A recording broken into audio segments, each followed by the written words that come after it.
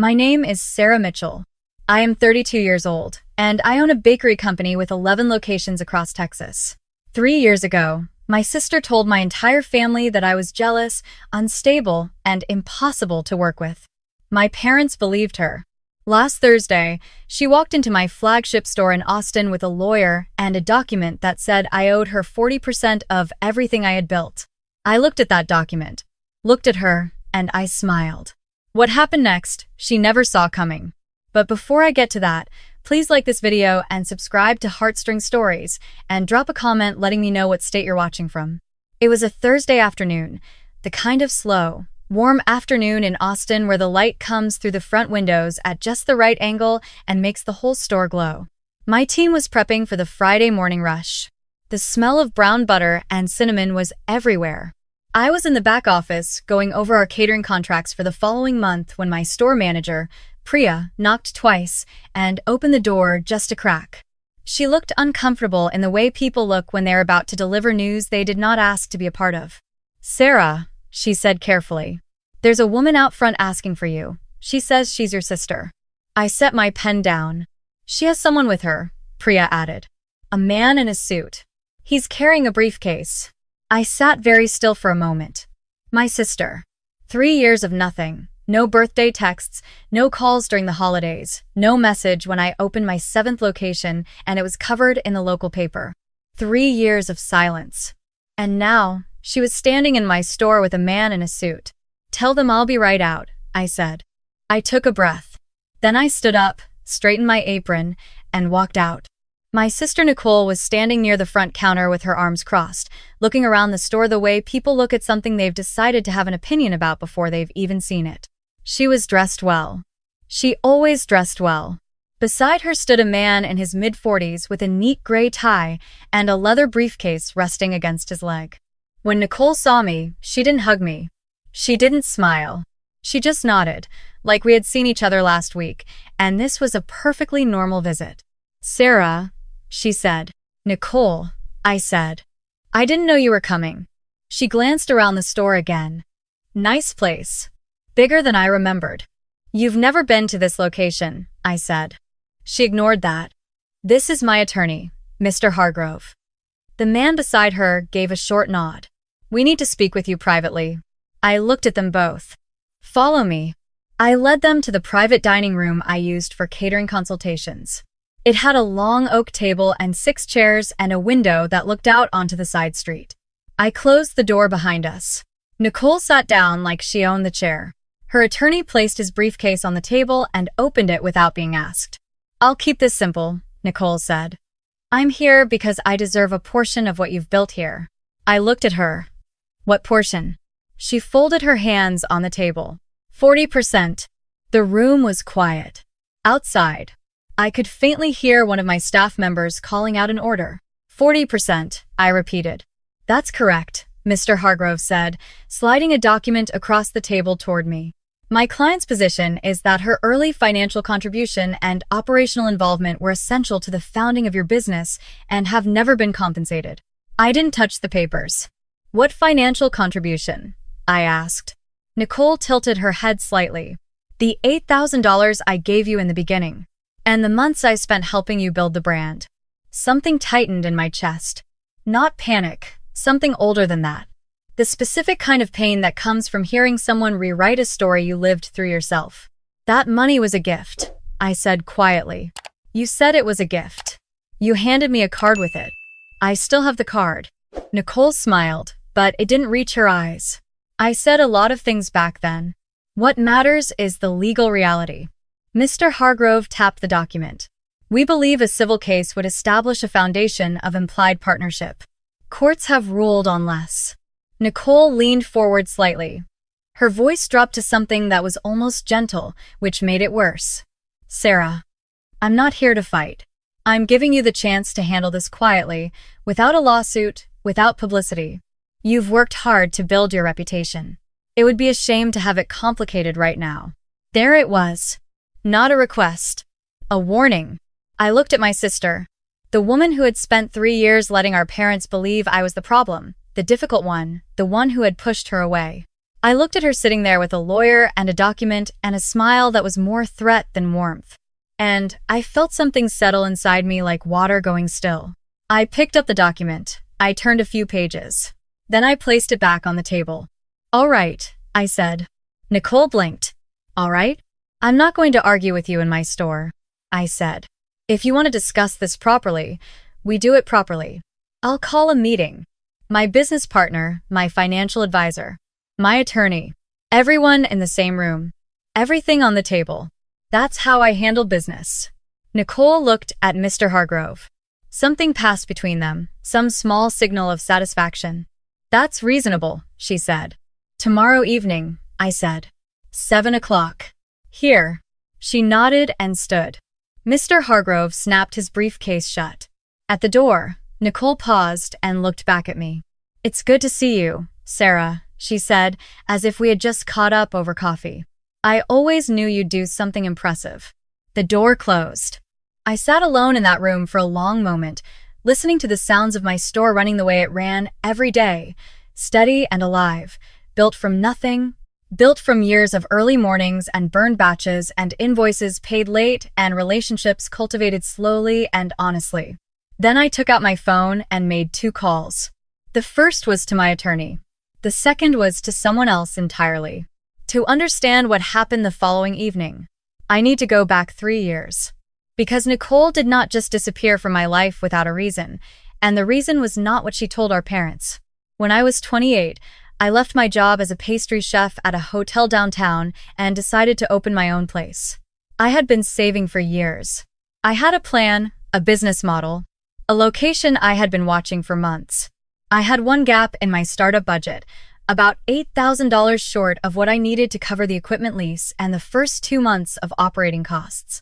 Nicole found out, and she offered to help. I want to be precise about this because precision matters. Nicole did not offer a loan. She did not ask for equity. She sat across from me at our parents' kitchen table, and she said, "And I remember this clearly. I believe in you, Sarah. Let me be part of this." She transferred the money. 2 weeks later, she handed me a card at family dinner with a cupcake drawing on the front. Inside, she wrote, "To my little sister and her big dream. This is my gift to you. Make us proud." I still have that card. For the first several months, Nicole was excited. She would come to the store on weekends and help me test new recipes. She told her friends about me, brought people in, posted about us on her social media. It felt like something real, like the two of us building something together, even if only in spirit. But then things started to shift. The store began doing well, better than I had projected. By month 5, I had paid back my initial debt and I was looking at the possibility of a second location. That was when Nicole started making suggestions. Not friendly suggestions, directives. She thought the branding should change. She had a friend who could redesign the logo for a substantial fee. She thought we should bring in a business consultant she knew, another fee. She thought we should restructure how we paid our staff, a suggestion that would have violated Texas labor law. I said no to each of these. Politely at first, then firmly. She escalated. One Sunday afternoon, she came to the store unannounced while we had a full house and told one of my employees, in front of customers, that she was a co-owner and that she needed access to the office. My employee came and found me confused. I took Nicole aside and told her quietly but clearly that she was not a co-owner, that she had given me a gift and that I was grateful for it, but it did not entitle her to make decisions about my business. She left without saying goodbye. That night, she called our mother. I don't know exactly what she said. I wasn't there. But over the following weeks, something changed in how my parents spoke to me. There were pauses in phone calls where there hadn't been pauses before. Questions about whether I was handling stress okay. My mother mentioned once, very carefully, that Nicole had put a lot of herself into helping me get started and that maybe I should be more considerate of her feelings. I asked to talk to them about it directly. My father said there was nothing to talk about, that it was between Nicole and me, and we should work it out like adults. My mother said she didn't want to get in the middle. 2 months later, Nicole stopped returning my calls. A month after that, my parents came to visit the store for the first time, and my mother spent most of the visit looking slightly pained, like she was waiting for me to say something I wasn't saying. Then came the family dinner where everything broke open. It was Thanksgiving. Nicole came. We hadn't spoken in 4 months. I tried to be civil. I passed her things at the table and smiled when she spoke and stayed quiet when she made a comment about how quickly things can fall apart when people lose perspective. After dinner, while my mother and I were cleaning up, she said it plainly. Nicole told us what happened, Sarah.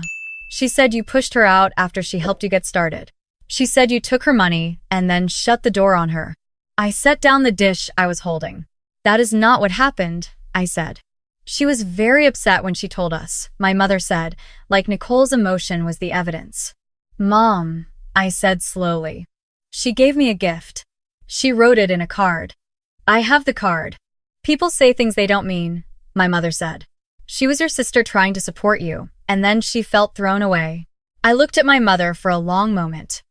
The woman who had raised me, who had watched me work since I was a teenager, who had seen me take every extra shift and save every dollar and plan every step of this dream. Do you believe her? I asked. There was a pause. I think, my mother said carefully, that you can be very focused, Sarah.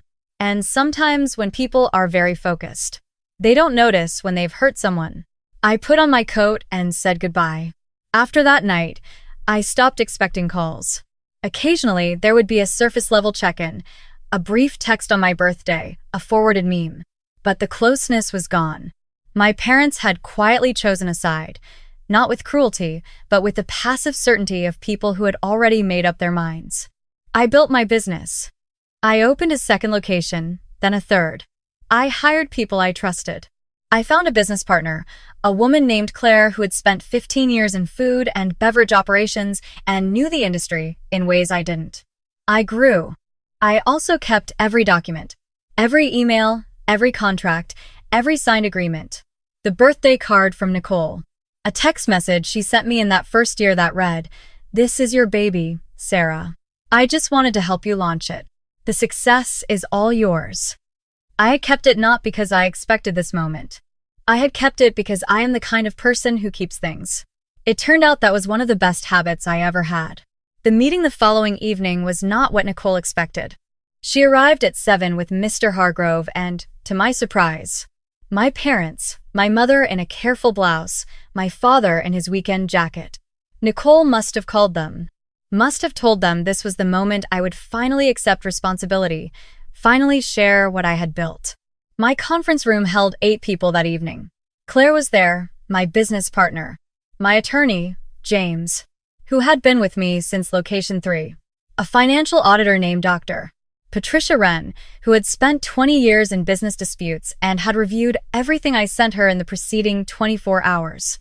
And a quiet woman in the corner with a laptop whose presence Nicole did not ask about until it was too late. My father walked in and looked around the way he had looked around at everything in my life, with a mixture of approval and slight surprise, like he was always a little caught off guard by what I had managed. "Nice setup," he said. My mother kissed me on the cheek in that careful way she had developed in recent years. Nicole sat down across from me. She looked confident. Mr. Hargrove set his briefcase on the table again. I waited until everyone was seated. "Thank you all for coming," I said. "I want to be transparent tonight. That means everything gets put on the table. I think that's fair to everyone, including Nicole." Nicole smiled. "I appreciate that." Mr. Hargrove opened the document again and passed copies around the table. "My client's claim is straightforward," he said. "An early financial contribution of $8,000, combined with substantial non-monetary investment of time and brand building in the founding period, establishes a basis for equity consideration. We are proposing 40% ownership, retroactive to founding." My father frowned at the document. "That seems like a lot." "It reflects the value of what Nicole contributed at a critical time," Mr. Hargrove said smoothly. James, my attorney, hadn't moved. He was watching Mr. Hargrove the way lawyers watch things, still and patient. I folded my hands on the table. "Before we go any further," I said, "I'd like Dr. Wren to share what she found." Dr. Wren opened her folder. I was asked to review the founding documents, financial records, and correspondence related to the establishment of Mitchell Bakery Company from its inception. I've had approximately 18 hours with the materials, which is limited. but sufficient for what I needed to establish. Nicole's smile was still in place, but it had gone slightly fixed. The $8,000 transfer, Dr. Wren said, was made without any accompanying loan agreement, equity arrangement, or formal contract of any kind. There is no document in existence prior to the one Mr. Hargrove produced yesterday that characterizes this transfer as an investment or a loan. Mr. Hargrove leaned forward. The absence of formal documentation doesn't preclude an implied agreement under Texas. I'm not finished, Dr. Wren said pleasantly. She opened her laptop and nodded to the woman in the corner, who connected a display cable to the screen on the wall. A series of documents appeared. This is a personal greeting card, photographed and digitally preserved, in which the individual claiming equity interest explicitly describes the transfer as a gift. Dr. Wren advanced the slide. The image of Nicole's card filled the screen. The cupcake drawing, the handwriting, every word. My mother made a small sound. Nicole's expression did not change, but something behind her eyes shifted. This, Dr. Wren continued, advancing to the next slide, is a text message sent by Nicole Mitchell to Sarah Mitchell 14 months after the transfer, reading in full, "This is your baby, Sarah. I just wanted to help you launch it. The success is all yours." The room was very quiet. Dr. Wren advanced again. This is an email sent by Nicole Mitchell to a mutual contact forwarded to Sarah Mitchell at the time, in which Nicole describes herself as, quote, "my sister's biggest cheerleader and the business," as, quote, "entirely Sarah's vision and creation."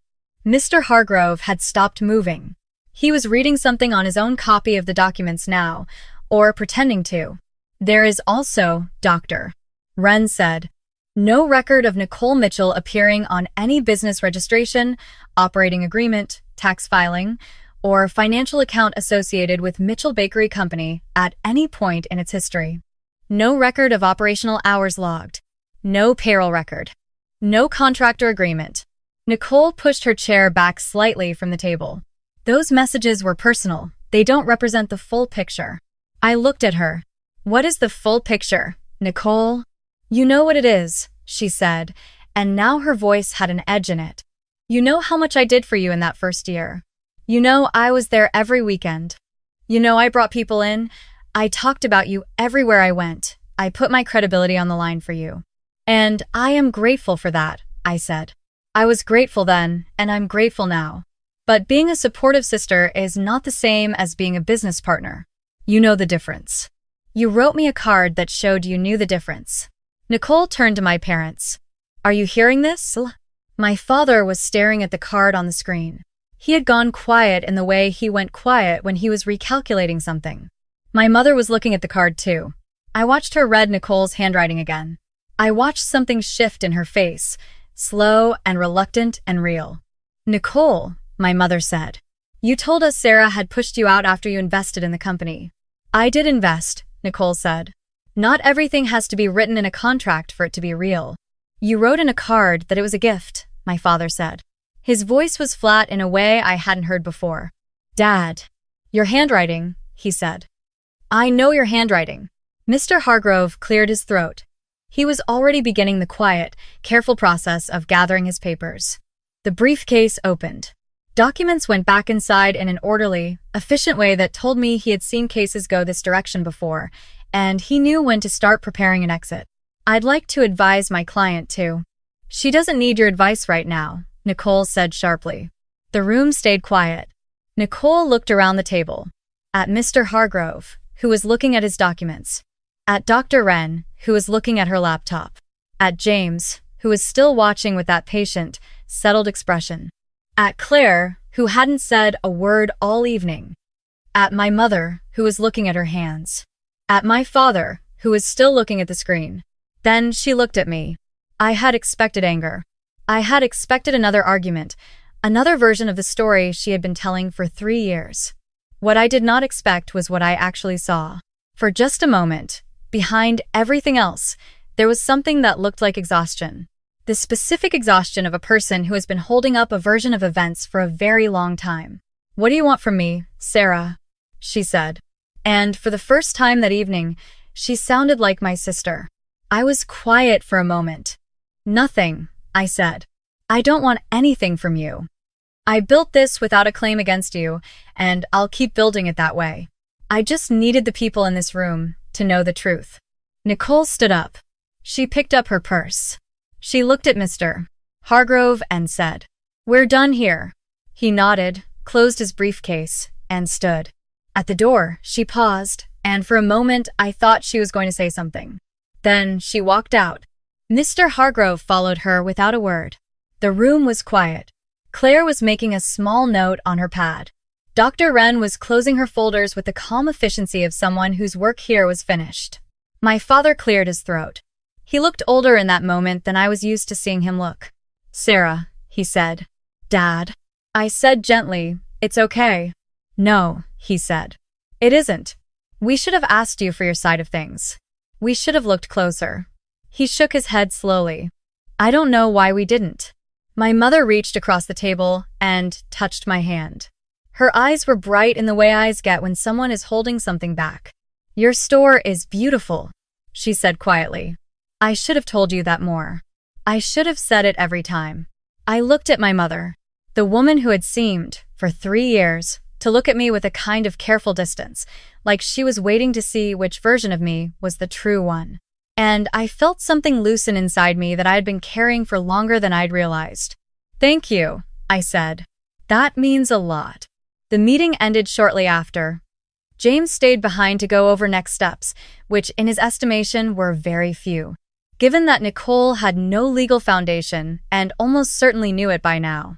Dr. Wren packed her materials. Claire walked out with me to lock up, and in the parking lot under the Austin night she squeezed my arm and said simply, "Well done," which, from Claire, was about as emotional as it got. That night, I sat alone in my store after everyone had left. I turned off most of the lights and sat in the glow of the bakery case, all those neat rows of what my team had made that day, still perfect and waiting for morning. I thought about Nicole and whether she would call. I thought about my parents and the long work ahead of learning to trust each other again in a new way. I thought about the years I had spent building this place, the early mornings and the burned batches and the invoices paid late and the employees I had hired and trusted and who had trusted me back.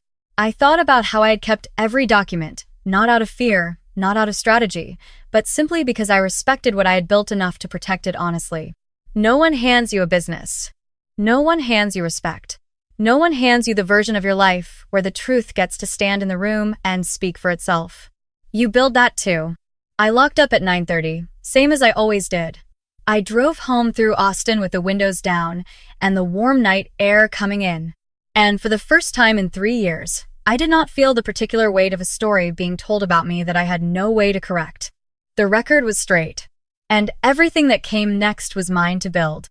3 weeks later, Nicole called me. I let it ring, then I called her back the next morning. And we talked for 45 minutes, the first real conversation we'd had in years. It wasn't easy, and it wasn't neat, and we didn't fix everything in one phone call. But we started. That's the thing about the truth. Once it's in the room, it doesn't leave. You can walk out on it, you can avoid it, you can bring a lawyer to argue against it, but it stays right where you left it, waiting. And when you're finally ready to deal with it, it's still there. My parents came to the store the following Sunday. My mother ordered a lavender honey croissant and ate it at the table by the window and told me it was the best thing she had ever tasted in her life. My father had the coffee and looked around my store with a different expression than he'd ever had before. Not the mild, recalibrating surprise. Something softer than that. "You built something real," he said. "I did," I said. He nodded, like he was filing it somewhere permanent. And that was enough. That was more than enough. If you're watching this and you've ever had someone rewrite a story that belongs to you, I want you to hear this. Document everything. Not because you're planning for a fight, but because what you build deserves a clear record. Your work is real. Your effort is real. The truth of what you did and how you did it is real. Keep proof of it. Not out of anger, not out of fear, out of respect for yourself and for the thing you're creating. The people who doubt you or dismiss you or try to take credit for what you built, they are not the end of your story. They are just one chapter. Keep going, keep building. The rest of the story is yours to write. If this story meant something to you, please give it a like and share it with someone who needs to hear it. Subscribe to Heartstring Stories for new videos every week. And drop a comment below telling me what you've built that no one believed in at first. I read every single one.